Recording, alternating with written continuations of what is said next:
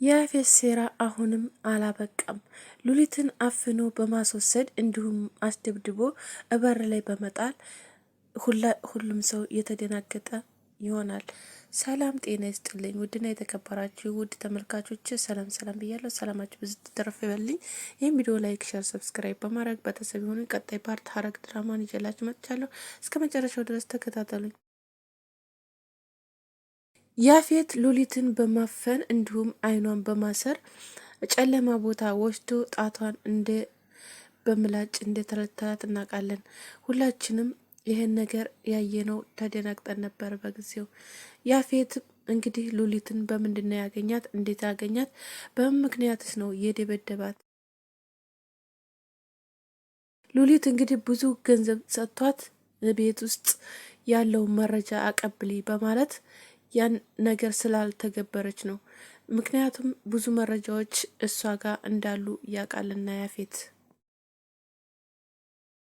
ሉሊት ደግሞ ያን መረጃ ለጊዜው ማግኘት አልቻለችም። ስለዚህ ያን መረጃ ንገረኝ እንዳላት ልታገኝ አልቻለችም እና ልነግረው ስላልቻለች፣ ስለዚህ አፍኖ በመውሰድ ያለው አማራጭ እሷ ማሰቃየት ነበረ። እንግዲህ ቤተሰቦቿ በጣም እንደደነገጡ እዚህ ጋር ይታያል ማለት ነው። ወድቃ በር ላይ እንዳገኟት ከዛ በመጮህ ነፂ በጣም መሆና ነው፣ ማነው የመታት፣ ማነው የጣላት እያሉ ያወሩ ነበር ማለት ነው። እንዲሁም ናታም ሮጦ መጥቶ መሆና ነው፣ ምን አድርጓን ነው፣ ማን ነው እንደዚህ ያደረጋት በማለት በመደናገጥ በጣም በመጮህ አንስተው ያፌት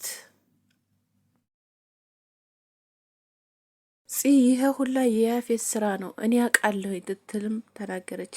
አንቺ የታይተሽ ነው ይህን ነገር እንደዚህ የምታወሪው? ያየሽው ማንን ነው? ማን የመታሽ? ማን ነው የደበደበሽ ሉሊት ብሎ ጠየቋት።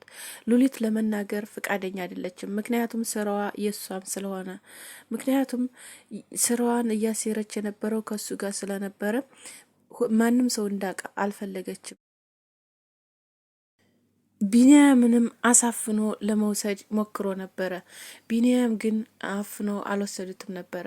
በጊዜው የመጡት እንትኖች ያው ከሱ ጋር በመመታታት እንግዲህ በስለት መተውት እንደወደቀ በዛም ሰዓት የተነገረው አጎቱ ነበርና ቢንያምን መተውታል፣ ናና አንሳ ሬሳህን አንሳ ብሎ በነገሩት ሰዓት በጣም ተደናግጦ እንደወደቀ በዚሁም ጺም እንደዚህ እጺ ጋር ደውሎ አጎቴን መተውታል እርምህን አውጣሉት ይላት እንደወደቀች ስልኩን ጥላ በጣም እንደተሰማት እንደወደቀች ነው የምናያት። እንግዲህ ያፌትም የራሱን ስራ እያጣጣመ ይሰራ ይዟል።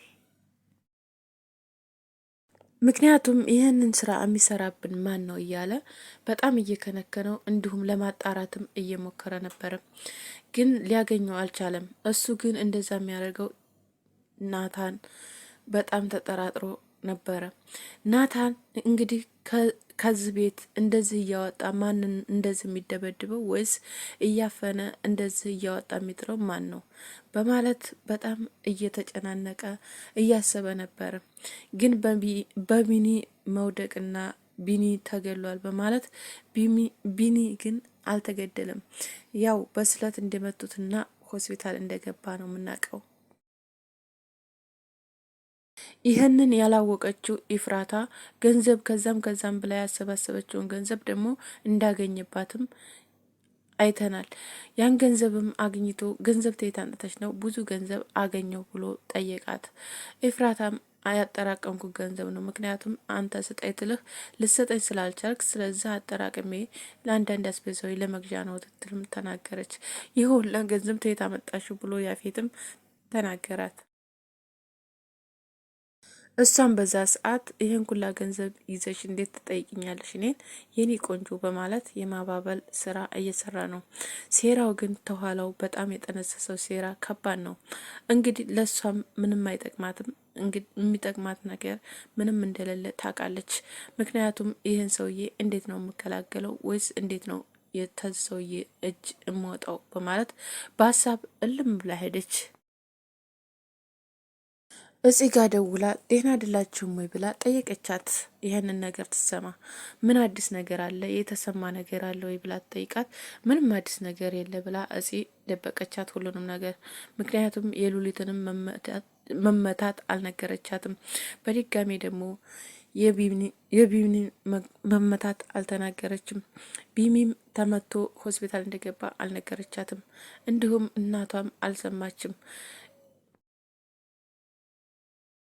ይህን ነገር ያደረገው ሁሉንም ነገር ያፌት ነው። ያፌት ተስተጀርበው ብዙ ነገሮችን እየሰራ ነው ያለው። ኤፍራታ ግን እየተከታተለችው ነበረ። ግን እስካሁን ምንም ነገር ያልነቃችበት ነገር ቢኖር ይሄ ነው። ተሲራው የሚሰራው ስራ ተጎን ሆኖ በጣም እያሴረ ያለው ነገር ምንም ሊገባኝ አልቻለም እያለች እሷም ማውሰልሰል ጀመረች። ግን ብዙዎቹን ነገሮች ግን እደርስበታለሁ በቅርብ ቀን፣ ችግር የለውም አንተንማ ታልጥልህ አልቀርም እኔ በማለት ማሰብ ላይ ገባች። እንደዚህም የሆነችው ኤፍራታ እናቷን ማሰብ ጀመረች። ምክንያቱም እያሰበች ያለችው ስለ እናቷ ዲኤንኤን ነበረ። ምክንያቱም አስመርምራ እናቷን እናት በመሆኗ ለማወቅ ወይም ለማጥናት ነበረ ገንዘብንም እየፈለገች ያለችው። እናቷም ግን እንደተጨነቀች እሷ ያፌት ታስሯል ትሏት ወደ ልጇ ጋር እንዳመራች ነበረ። ግን ያፌት ወጥቷል ከእስር ቤት። ከእስር ቤት የወጣው በምን ምክንያት ነው? በምንድን ነው የታሰረ የነበረው? ሴቶችን በማፈንና ሴቶችን በመያዝ እንዲሁም የተለያየ ቦታ ውስጥ በማድረግ በዛ ምክንያት ነበረ። ያንንም ደግሞ ያስያዘው ደግሞ ቢኒ ነበረ። ያን ነገር ጠቁሞ ያስያዘው እሱ ነበረ። ምክንያቱም ቢሚ ሰላይ ነበረ ስራውና ስለዚህ እሱን ደግሞ ጠንቅቆ ስለሚያውቀው ለዛ ነበር እስር ቤት ያስገባውና ያስያዘው። ቢሚ ግን እንደዛ አድርጎ ለሱ ጥሩ ነገር አልገጠመውም ነበረ። ኢፍራታም የት ሄደህ ነው? ትናንትና ጀምረህ እቤት አልነበርክም ብላ ጠያቂ ጠየቀችው። አይ ስራ ስለበዛብኝ ነው ብሎ መለሰላት። እንዴት ነው አዳርህንም ሙሉ ቀን ነው እንደምትሰራው ያንተ ስራ ብላም በጣም እያየችው ጠየቀችው። የኔ ቆንጆ ስራ እኮ በጣም ከባድ ሆኖብኝ ነው መምጣት እኮ አልችል ብዬ ነው። ስለዚህ መንገድም ተዘጋግቶ ነበረ፣ ስራ መውጣት አልቻልኩም ነበረ፣ መሽቶ ነበረ አለችው። እሱም እሺ እንደዛ ከሆነ ብላ እሷም ዝም ብላ አለፈችው። እሷ ግን ከጎኑ ያለውን ሴራ እያጣራች እንደሆነም እየደረሰችበትም እንደሆነ እያወቀች ነው።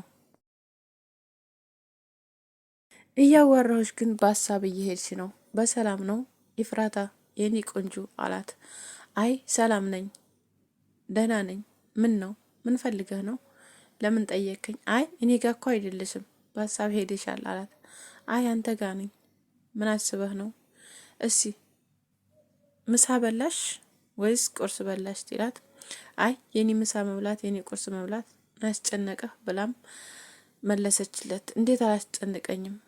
አንቺ እኮ ለኔ ሁሉ ነገር ነሽ በማለት እሷን በምላሱ በመደለል ይዟት ያለው ኤፍራታም ደስ እንዳላላት ትናገራለች። ላይክና ሼር